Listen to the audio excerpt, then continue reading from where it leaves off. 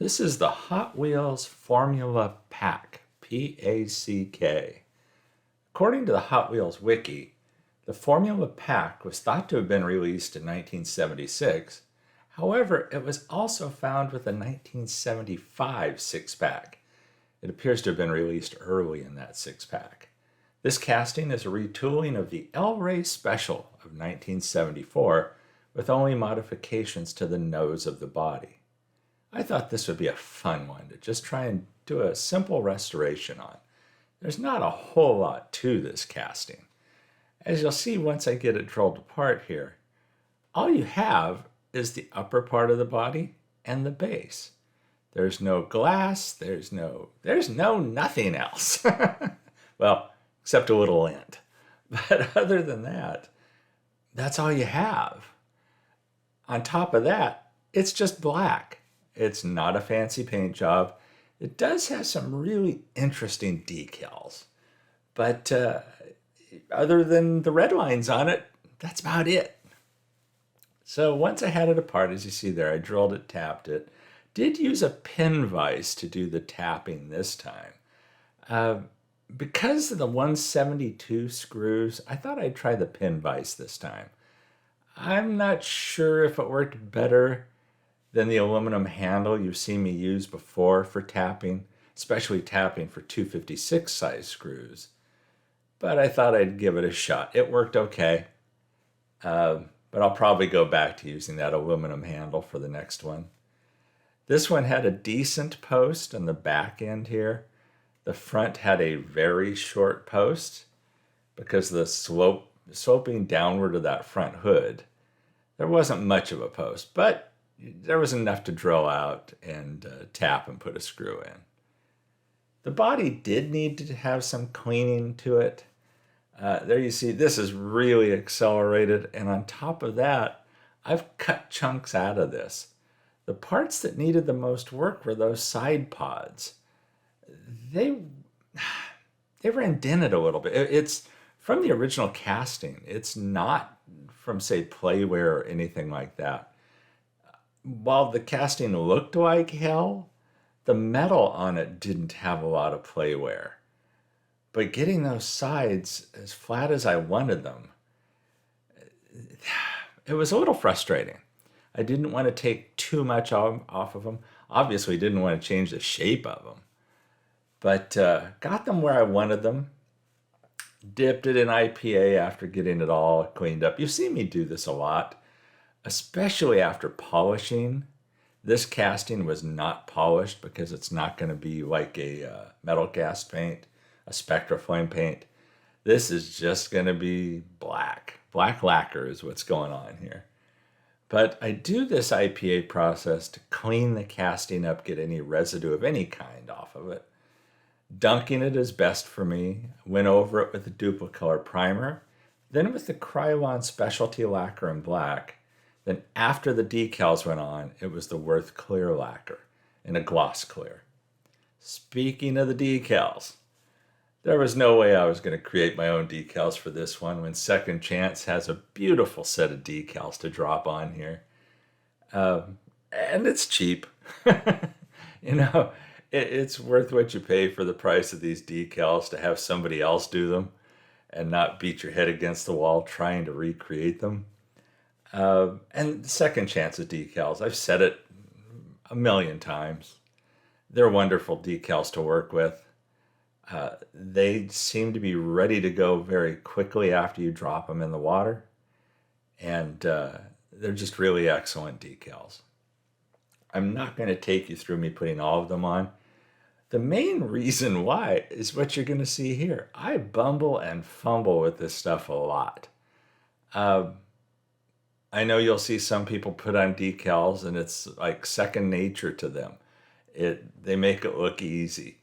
I don't. I make it look like pulling teeth. I have fun doing it though. And they do go on well. There are several decals on this. As you'll see, I'll show you here in a second after I get this one straightened out. There's the full decal set for this P.A.C.K build. And that's before the clear lacquer. And that went really well. I did polish up the base, and then after doing that with Flitz, I go over it with the Renaissance wax. It does really help pull out, even though you get off what you think is all of the residue from the Flitz polish. What I find is when I go over it with the Renaissance wax, it just seems to burrow in a little better. It helps to lift up that wax. Got serious, busted out a nasty old sock to polish this. It's like, why waste a microfiber cloth and wash it on that when I've got nasty old socks around? So instead of throwing them in the trash, I'll do that. This is exciting.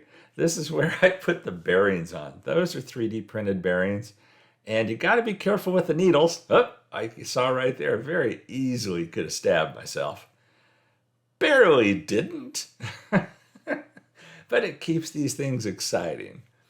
The 3D printed bearings are available on Thingiverse. I have the STL file listed there if you want to print them yourself, or if you have somebody who can print them for you. Again, those are just straight pins that I use. I don't try and use axle rods, anything like that, because at least these needles, the straight pins, squish easily with the fence pliers. And that will hold the bearing in place. And then you just throw on the Redline bearing style wheels onto that. I do like the deep dish wheels. The wheels used on this build are from Bright Vision. And when I mention these names of who I've used on this, trust me, none of them are sponsors of this channel in any way. Even if I tried to convince them, I don't like hearing people laugh at me, so I don't ask. But the products are excellent. I love these wheels. Like Second Chance's decals. I love Second Chance's decals. All the parts they sell. The paints that I use, it's like, they're all just what I get off the shelf and order directly. They're purchased just like anybody else would buy them. So there you see, I do hold those in place with a little CA glue. I do that off camera. Look at that gloss shine on there. I'm really happy with that Worth Gloss Clear. And like I said, there's no glass on this. There really isn't a lot to it. So those two pieces go together. Throw in the 172 size screws. And this build is basically done after I bumble and fumble. That could be my middle names. But this is a fun build. This is, if you've never done a Redline before, this is a great one to do because it's just a solid color. It's not a like Spectra Flame paint that you're trying to recreate. You saw early on, and you'll see here again in a second, this casting was beat to hell. So, there's the screws. But, you get something like that, and you can have fun restoring it, and it's a Redline. So again, that's where we started out. And it is kind of beat up. Okay, more than kinda.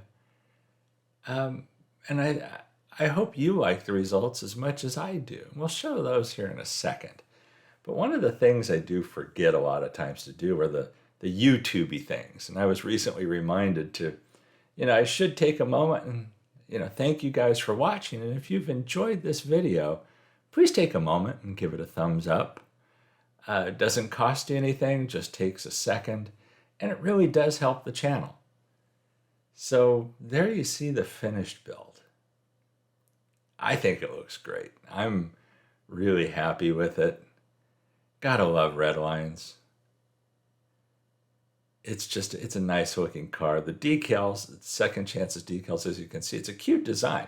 It's funny what they came up with. There's the 5 of the number not only on the nose, but if you look at those side panels, at the far right-hand side of those decals is the 5 built into that P.A.C.K decal. And then I'm guessing that's supposed to be a wolf head back up on the tail fin and on the side panels. So there you have it. I hope you've enjoyed this video. Thanks for watching. Everybody stay safe and healthy out there, and I'll catch you in the next one. Oh, there's some other videos you might want to check out here too while you're at it. Thanks again.